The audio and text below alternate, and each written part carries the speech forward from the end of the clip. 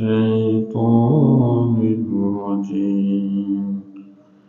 بسم الله الرحمن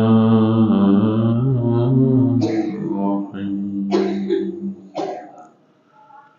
يوم ترى المؤمنين والمؤمنات يسعى نورهم بين أيديهم وبأيمانهم بشراكم اليوم جنات تجري من تحتها الأنهار خالدين فيها ذلك هو الفوز العظيم. وقال الله تعالى في شأن حبيبه آمرا مخبرا: إن الله وملائكته يصلون على النبي يا أيها الذين آمنوا صلوا عليه وسلموا تسليما. اللهم صل على سيدنا مولانا محمد وعلى آل سيدنا مولانا محمد. بلغ العظيم بكماله كشف الدجى بجماله حسنت جميع بصاره. صلوا عليه محمد سيد الكونين والثقلين والفريقين من عرب ومن عجم. بلغ العلا بكماله كشف الدجى بجماله حسنت جميع خصاله. صلوا عليه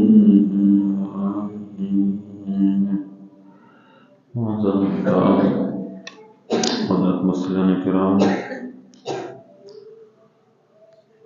السلام عليكم ورحمة الله وبركاته.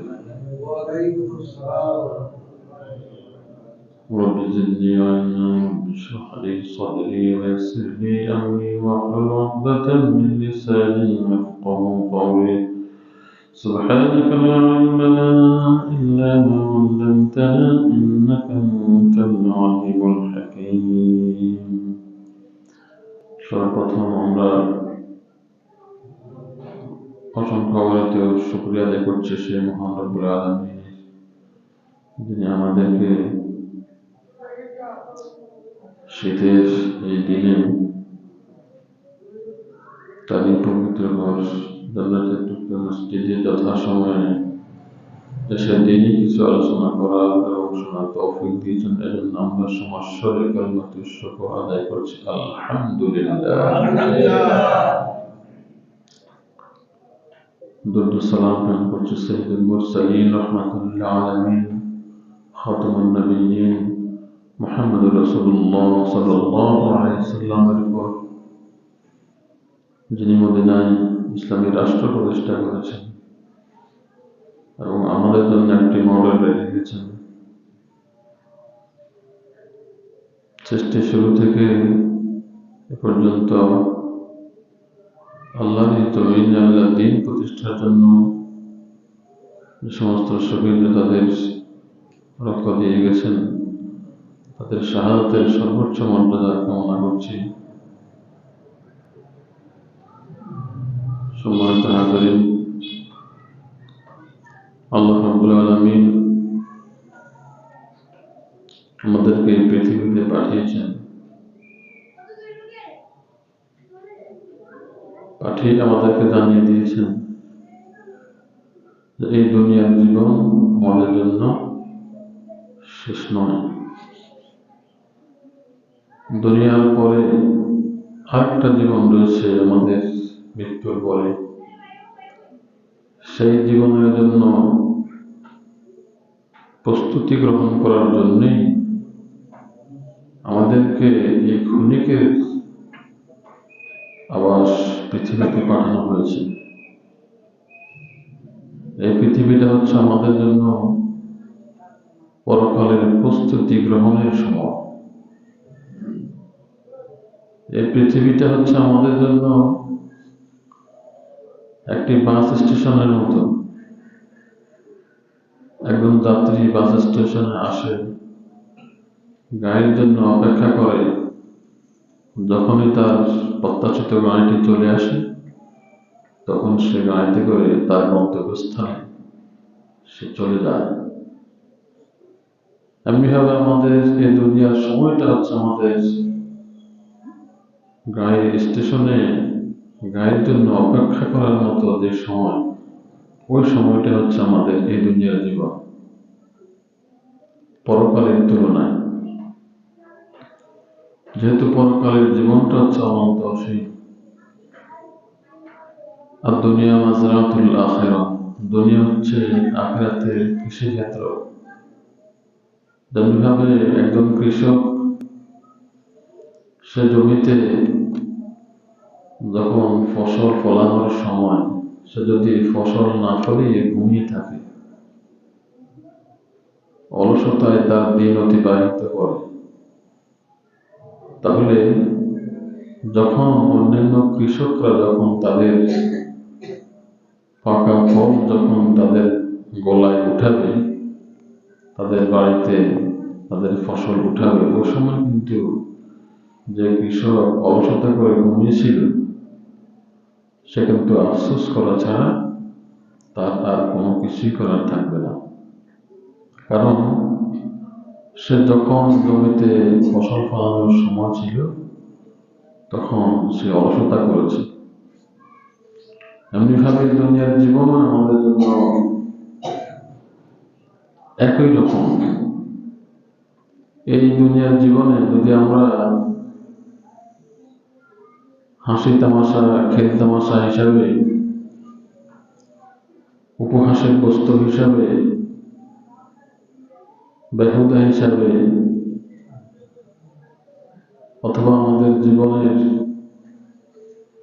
সময়টাকে নষ্ট করার জন্য যদি আমরা ব্যয় করি, পরকালের কথা আমাদের মাথায় না থাকে, তাহলে মৃত্যুর পরে আমাদের জন্য আফসোস করা ছাড়া কোনো উপায় থাকবে না। আর এই দুনিয়ায় আল্লাহ রাব্বুল আলামিন আমাদের জন্য যে ইসলাম কমপ্লিট কোড অফ লাইফ তিনি যে দিয়েছেন তার রাসূলের মাধ্যমে, ইসলামের দাখিল হওয়ার সময় আমরা কালিমা পড়ি। যখন একজন মুসলিম যখন সে ইসলামে প্রবেশ করে, তখন সে কালিমা পড়ে, আশহাদু আল্লা ইলাহা ইল্লাল্লাহ ওয়া আশহাদু আন্না মুহাম্মাদান আবদুহু ওয়া রাসূলুহু, লা ইলাহা ইল্লাল্লাহ মুহাম্মাদুর রাসূলুল্লাহ।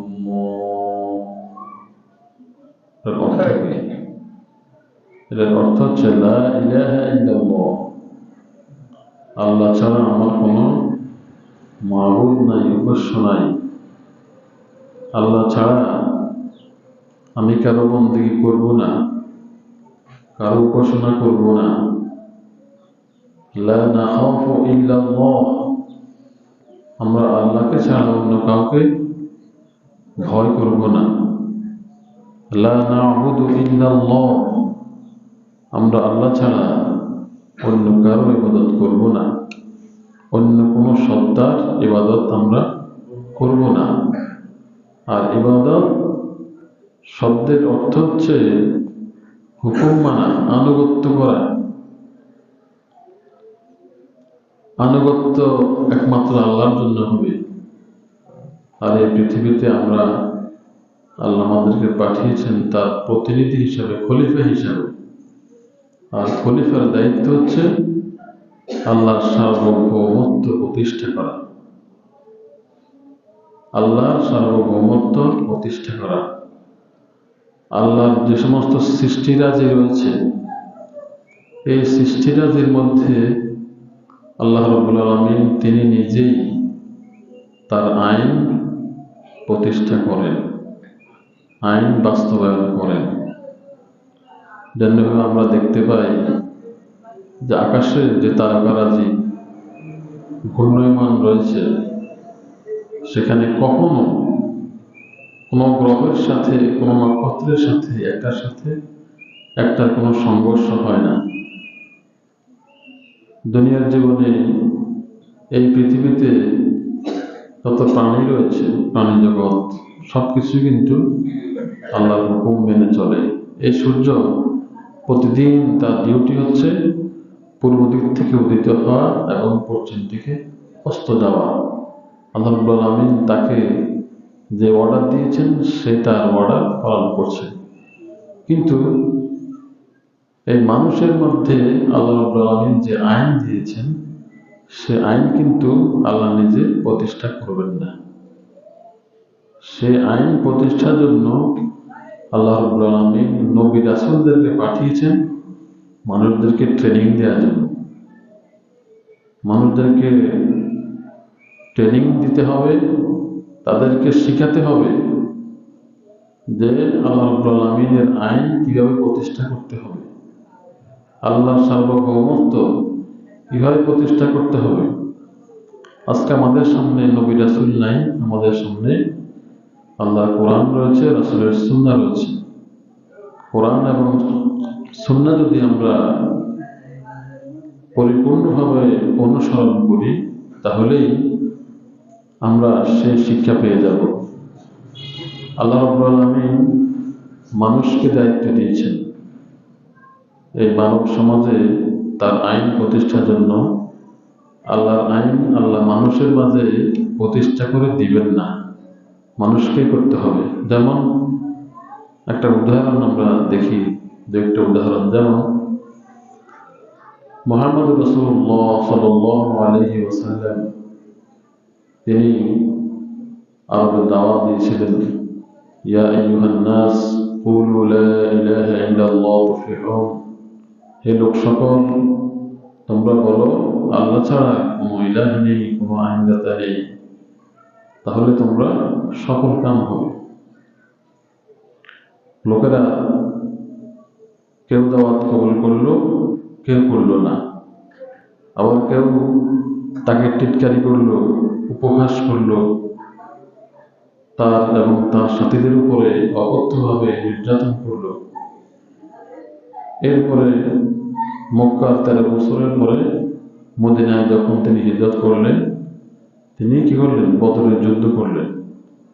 313 জনের মোকাবিলায় 1000 কাফেরের বিরুদ্ধে বদরের প্রান্তরে 17 রমজান মুহাম্মদ রাসূলুল্লাহ সাল্লাল্লাহু আলাইহি ওয়াসাল্লাম বদরের যুদ্ধে আল্লাহ রাব্বুল আলামিনের কৃপায় তারা মুসলিম বাহিনী, সাহাবায়ে কেরাম তারা বিজয়ী হলেন। তাহলে আমি যেটা উদাহরণ দিচ্ছিলাম যে আল্লাহ রাব্বুল আলামিন ইচ্ছা করলে তিনি কোন উপায়, তিনি যেটা করতে চাচ্ছেন সেটা কিন্তু হয়ে যায় সাথে সাথে। এটা আমরা কোথায় পাই? সূরা ইয়াসিনের শেষ আয়াতে, ইন্নামা আমরুহু ইযা আরাদা শাইআন আন ইয়াকুলা লাহু কুন ফায়াকুন। আল্লাহ রাব্বুল আলামিনের বিষয় হচ্ছে তিনি যখন কোনো কিছু করতে চাচ্ছেন, তিনি কোন বললে হয়ে যান। এখন যদি আল্লাহ রাব্বুল আলামিন আদেশ করতেন যে এই মক্কায়, এই মদিনায় ইসলামী রাষ্ট্র প্রতিষ্ঠা হয়ে যাক অটোমেটিক্যালি, আল্লাহর কিন্তু সেই ক্ষমতা আছে, কিন্তু আল্লাহ সেটা করবেন না। আল্লাহ সেটা করবেন না কি জন্য?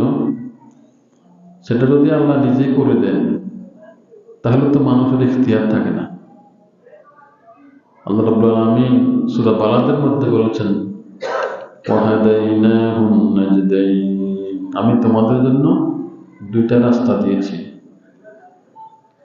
আসহাবুল ইয়ামিন, আসহাবুশ শিমাল। কেউ হবে ডানপন্থী, কেউ হবে বামপন্থী, নাস্তিক। ডান পন্থায় চললে কি নিয়ামত, কি রিওয়ার্ড থাকবে, পুরস্কার থাকবে। আর বামপন্থী নাস্তিকদের সাথে চললে, নাস্তিকদের কথা শুনলে, নাস্তিকদের আনুগত্য করলে কি পানিশমেন্ট, কি শাস্তি রয়েছে, সেটাও আল্লাহ রাব্বুল আলামিন বিস্তারিতভাবে উপস্থাপন করেছেন। এখন যদি আল্লাহ রাব্বুল আলামিন তার আইনটা নিজেই প্রতিষ্ঠা করে দেন কুন ফায়াকুনের মাধ্যমে, তাহলে তো আমার ইখতিয়ারটা থাকলো না। আল্লাহ রাব্বুল আলামিন মানুষের জন্য ইখতিয়ার রেখেছেন, মানুষের ইচ্ছাধীনতা, স্বাধীনতা। এখানে মাহফিল হচ্ছে, আপনার ইখতিয়ার আছে, আপনি তো মাহফিলে যেতেও পারেন অথবা মাহফিলে নাও যেতে পারেন। তাহলে এখানে ইখতিয়ারের বিষয়। আমি কি জান্নাতে যাব, জান্নাতের রাস্তা চলবো নাকি জাহান্নামের রাস্তা চলবো, এটা ইখতিয়ারের বিষয়, ইচ্ছাধীনতা। যেহেতু মানুষকে আল্লাহ রাব্বুল আলামিন বিবেক দিয়েছেন, সে তার বিবেক খরচ করে সে বুঝবে যে কোনটা সঠিক আর কোনটা ভুল, কোনটা সঠিক রাস্তা, কোনটা ভুল রাস্তা। এই বিষয়টা যখন মানুষ বুঝতে পারবে, এই জিনিসটাই তার হেদায়েতের জন্য যথেষ্ট।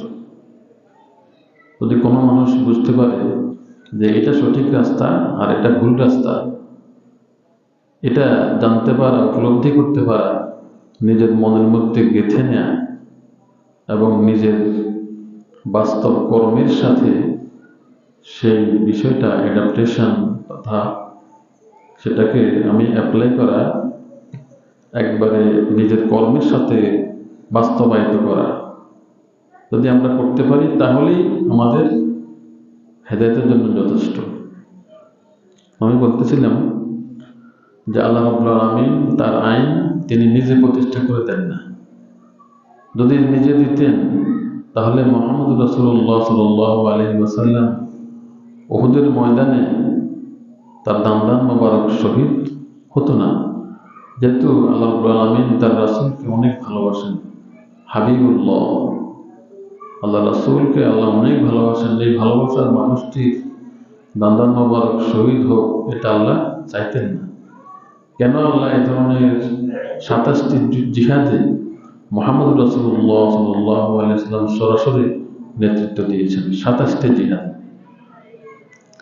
তাহলে ইসলাম আমাদেরকে মেসেজ দিচ্ছে যে জিহাদের মাধ্যমে মুসলিমদেরকে বাঁচতে হবে, জিহাদের মাধ্যমে ইসলাম সম্প্রসারিত হবে, আর দাওয়াতের কাজ সবসময় করে যেতে হবে। তাহলে আল্লাহ রাব্বুল আলামিন আমাদেরকে এটাই বলতে চাচ্ছেন যে আমার দিন আমি নিজে প্রতিষ্ঠা করব না, তোমাদেরকে এই দায়িত্ব দেওয়া হয়েছে, খলিফা হিসাবে তোমাদেরকে পাঠানো হয়েছে। তোমরা আমার এই নির্দেশিত কোরআনের আইনগুলিকে তোমরা প্রতিষ্ঠা করবে। তোমাদের দায়িত্ব সর্বপ্রথম তোমরা তোমাদের এই মাথার চুল থেকে পায়ের নখ পর্যন্ত তোমাদের বডিতে আমার দিনকে তোমরা কি করবে, অ্যাপ্লাই করবে। এরপরে সমাজে সেটাকে প্রতিষ্ঠা করতে হবে। তাহলে যদি আমরা করতে পারি তাহলে আমাদের সফলতা। আর এই দুনিয়ার জীবনের সফলতার জন্য আমাদেরকে পরকালীন যে আমাদের একটা জীবন রয়েছে, যেটা নাস্তিকরা অস্বীকার করে, সেই জীবনের ব্যাপারে আমাদেরকে অত্যন্ত সতর্ক থাকতে হবে। যেহেতু পরকালীন জীবনে আমরা দুনিয়ার জীবনের পুরস্কারটা পাব, দুনিয়ার পুরস্কারটা মৃত্যুর পরে কিন্তু পাওয়া শুরু হয়ে যাবে। এবং আল্লাহ রাব্বুল আলামিন আমাদের জন্য যে পুরস্কারগুলি রেখেছেন, এই পুরস্কারগুলি মধ্যে সবচেয়ে বড় এবং সবচেয়ে প্রত্যাশিত যে পুরস্কার, সেটা হচ্ছে আল্লাহ রাব্বুল আলামিনের দিদার, তার সাক্ষাৎ। সেই সাক্ষাতের জন্য আল্লাহ রাব্বুল আলামিনের সাথে সাক্ষাৎ করার জন্য আল্লাহর পেয়ারা বান্দারা সবসময় উৎসুক হয়ে থাকে, আগ্রহী হয়ে থাকে। আল্লাহ রাব্বুল আলামিন আমাদেরকে এই দুনিয়াতে পাঠিয়েছেন এবং তিনি যে দুইটি রাস্তা দিয়েছেন, হক এবং বাতিল, কে হকের পক্ষে যাবে আর কে বাতিলের পক্ষে যাবে, এটা এখতিয়ার দিয়েছেন। হকের পক্ষে গেলে শান্তি, পুরস্কার, বাতিলের পক্ষে গেলে শাস্তি তার জন্য রয়েছে। সুতরাং এই দুনিয়ার জীবনে যারা সত্যের পক্ষে থাকে তাদের জন্য বিভিন্ন বিপদ আপদ মুসিবত এগুলি আসবে, যেমনিভাবে রাসূল সাল্লাল্লাহু আলাইহি ওয়াসাল্লাম এবং সাহাবাদের জীবনেও এসেছিল। এই যে আমরা দেখলাম যে একজন আইনজীবী সাইফুল ইসলাম আলিফ, তাকে শহীদ করে দেওয়া হয়েছে। কেন? তিনি সত্যের পক্ষে ছিলেন। আল্লাহ রাব্বুল আলামিন তাকে শহীদ হিসেবে কবুল করুক। সবাই বলে আমিন। আরো জোরে বলে আমিন। তিনি হচ্ছেন আমাদের জুলাই আগস্টের এই বিপ্লবের সর্বশেষ শহীদ। এরপরেও হতে পারে, যেহেতু সত্য এবং মিথ্যার বাতিলের দ্বন্দ্ব এটা কেমন পর্যন্ত চলতেই থাকবে। কিন্তু আল্লাহ রাব্বুল আলামিন তিনি ঘোষণা করেছেন জাআল হাক্কু ওয়া যাহাকাল বাতিল ইন্নাল বাতিলা কানা যাহুকা। সত্য সমাগত, মিথ্যা মিথ্যায়িত। সত্য যখন আসবে তখন মিথ্যা দৌড়ে দিয়ে পলাবে, দৌড়ে এসে পলাতে থাকবে মিথ্যা। সত্য যখন প্রতিষ্ঠিত হয়ে যাবে, আল্লাহর জমিনে আল্লাহর দ্বীন প্রতিষ্ঠা যখন হয়ে যাবে, তখন তাগুত দৌড়ে পলায়ন করবে। বিভিন্ন আপনারা দেখেছেন যে ইসকন সাইফুল ইসলাম আলিফ ওনাকে হত্যা করেছে। আমরা এই ঘটনার তীব্র নিন্দা জানাই এবং ইসকনকে নিষিদ্ধ করার দাবি জানাই। ইসলাম হচ্ছে শান্তির ধর্ম, ইসলাম সংহতির ধর্ম। এই জন্য মুসলিমরা সর্বোচ্চ ধৈর্য ধারণ করেছে। আল্লাহ রাব্বুল আলামিন মুসলিমদের বিচক্ষণতা এবং তাদের চিন্তার ক্ষমতা আরো বাড়িয়ে দিক। সবাই বলে আমিন। মুহাম্মদ রাসূলুল্লাহ সাল্লাল্লাহু আলাইহি ওয়াসাল্লাম আমাদের জন্য পরকালীন জীবনে, পরকালীন পাথেয় সংগ্রহের জন্য এই দুনিয়ায় আমরা কিভাবে চলব তিনি আমাদেরকে সেই দিক নির্দেশনা দিয়েছেন। সেই দিক নির্দেশনার মধ্যে আল্লাহ রাব্বুল আলামিন কালামে পাকের সূরা হাদীদের 12 নম্বর আয়াতে তিনি রাব্বুল আলামিন বলছেন ইয়াওমা তারাল মুমিনিনা ওয়াল মুমিনাতি ইয়াসআ নূরুহুম বাইনা আইদিহিম ওয়া বিআইমানিহিম। ইয়াওমা তারাল মুমিনিনা ওয়াল মুমিনাত, সেদিন মুমিন নারী এবং পুরুষরা ইয়াসআ নূরুহুম বাইনা আইদিহিম ওয়া বিআইমানিহিম, তাদের ডান পাশে এবং সামনে নূর দেখতে পাবে, আলো দেখতে পাবে, যে আলোর মাধ্যমে তারা পথ চলতে থাকবে। দুনিয়ার জীবনে তাগুতরা যারা বাতিল, তারা মুসলমানদেরকে টিটকারি করত, অনেক কথা বলে টিটকারি করত যে মুহাম্মদ রাসূলুল্লাহ সাল্লাল্লাহু আলাইহি ওয়াসাল্লামকে, তাকে বলা হয়েছে জাদুকর, পাগল, অনেক কিছু বলা হয়েছে, নাউযুবিল্লাহ। এমনিভাবে মুমিনদেরকেও বিভিন্ন গালি দেয়, মৌলবাদী বলে গালি দেয়। গালি কিন্তু চালু আছে, কিন্তু গালির ধরন পাল্টিয়েছে, গালির শব্দগুলা পাল্টিয়েছে, কিন্তু গালিটা চালু আছে। সুতরাং এই ধরনের গালিকে আমরা ভয় পাই না। মুসলিমরা, ইসলামপন্থীরা এই ধরনের গালিকে ভয় পায় না। আল্লাহ রাব্বুল আলামিন মুমিনদেরকে এমন ক্ষমতা দান করবেন, এমন নিয়ামত দিবেন, কাল কিয়ামতের ময়দানে ইসলাম বিদ্বেষীরা, কোরআন বিরোধীরা আফসোস করবে। আজকে যেমনিভাবে তারা মুমিনদেরকে বিভিন্ন ধরনের গালি দেয়, বিভিন্ন ধরনের টিটকারি করে, মুমিনদেরও একটা সময় আসবে কিয়ামতের ময়দানে মুমিনরাও তাদের সেই টিটকারির জবাব দেওয়ার সময় আসবে। সে সম্পর্কে আল্লাহ রাব্বুল আলামিন সূরা হাদীদের 12 নম্বর আয়াতে উপস্থাপন করেছেন। يوم ترى المؤمنين والمؤمنات يسعى نورهم بين أيديهم وبأيمانهم সেদিন মুমিন নারী পুরুষ তারা তাদের ডান পাশে এবং তাদের সামনে নূর চলতে দেখবে। বুশরাকুমুল ইয়াওমা জান্নাতুন তাজরি মিন তাহতিহাল আনহার, এবং তাদেরকে বলা হবে যে মুমিন নারী পুরুষ তোমাদের জন্য আজকে জান্নাতের সুসংবাদ তোমরা গ্রহণ করো। সুবহানাল্লাহ। খালিদিনা ফিহা, এবং এই জান্নাতের নিচ দিয়ে নহর সমূহ প্রবাহিত হতে থাকবে। দুধের নহর, পানির নহর, মধুর নহর, বিভিন্ন উপকারী শরাবের নহর, এগুলি জারি থাকবে। তারা যখন ইচ্ছা তারা সেটা পান করতে পারবে মুমিনরা। যালিকা হুয়াল ফাওজুল আযীম, আর এটা হচ্ছে মহান সফলতা। এটা মুমিনদের মহান সফলতা, যে সফলতার জন্য তারা দুনিয়ায় অনেক কষ্ট করবে। আর মুমিনদের এই সফলতা এবং মুমিনদের ডান পাশে এবং সামনে আলো দেখে সেদিন মুনাফিকরা কি বলবে? মুনাফিকরা আফসোস করতে থাকবে, হায় যাদেরকে টিটকারি করছি, যাদেরকে গালি দিছি, যাদেরকে বিভিন্ন ধরনের উপহাস করেছি, তারা আজকে আমাদের সামনে দিয়ে জান্নাতে চলে যাচ্ছে।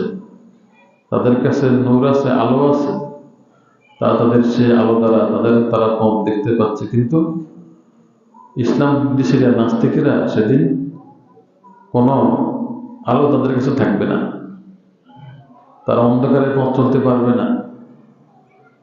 তখন তারা কি বলবে? يوم يقول المنافقون والمنافقات للذين آمنوا, মুমিনদেরকে বলতে থাকবে উনজুরুনা, আমাদের জন্য একটু অপেক্ষা করুন, নাকতাবিস মিন নূরিকুম, আমরা আপনাদের আলো থেকে একটু আলো নিতে চাচ্ছি।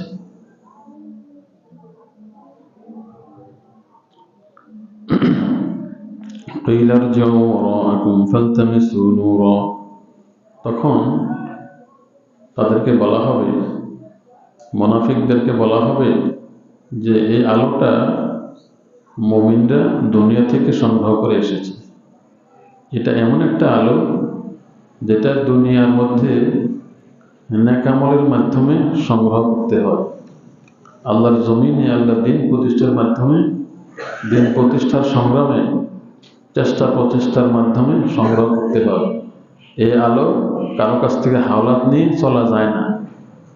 তেমনিভাবে দুনিয়াতে আমাদের যদি কারো মেসলাইট না থাকে, বিদ্যুৎ চলে যায়, তখন মোমবাতি জ্বালানোর জন্য আমরা একে অপরের কাছ থেকে আলোটা হাওলাত করে নিই। কিন্তু পরকালে হাওলাত চলবে না।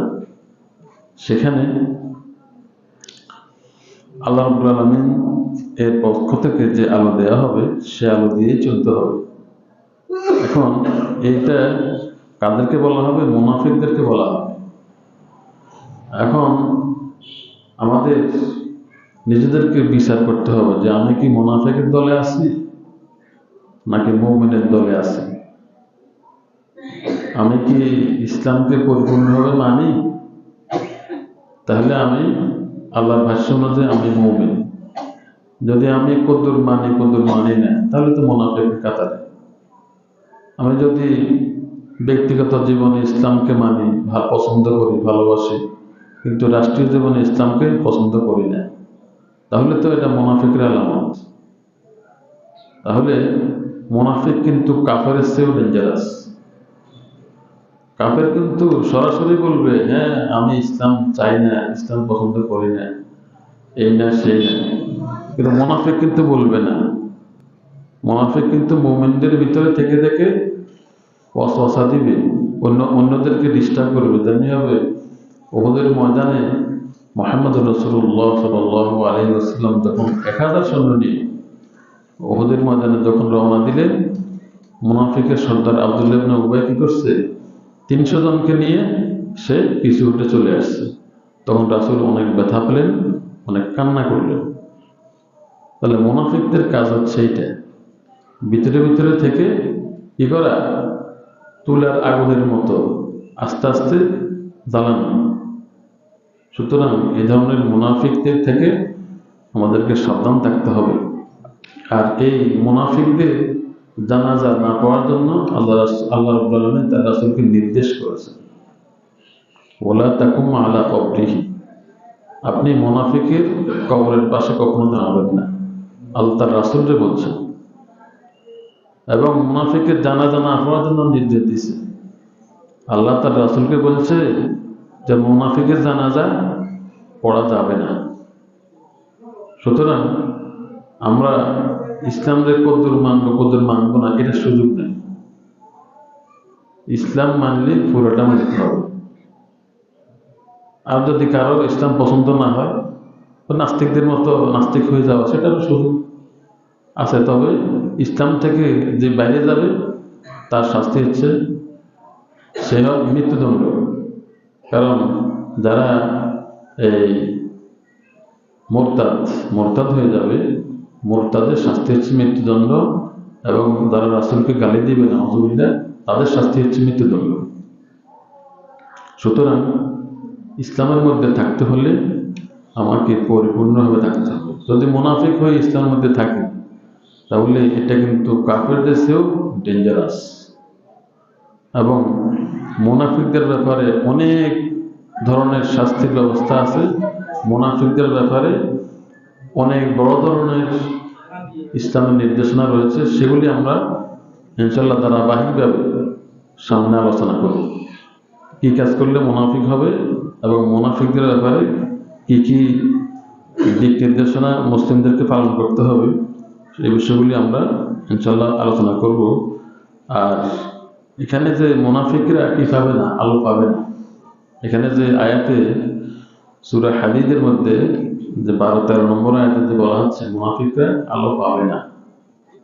এখন আমি যাতে সেই ধরনের মুনাফিকদের অন্তর্ভুক্ত না হই, এজন্য আমরা সবাই আল্লাহর কাছে পানা চাই। আল্লাহ আমাদেরকে সবাইকে কবুল করুন, সবাই বলে আমিন। আল্লাহর জমিনে আল্লাহর দ্বীন প্রতিষ্ঠার জন্য আমাদের সবাইকে অবদান রাখার তৌফিক দান করুন, সবাই বলে আমিন।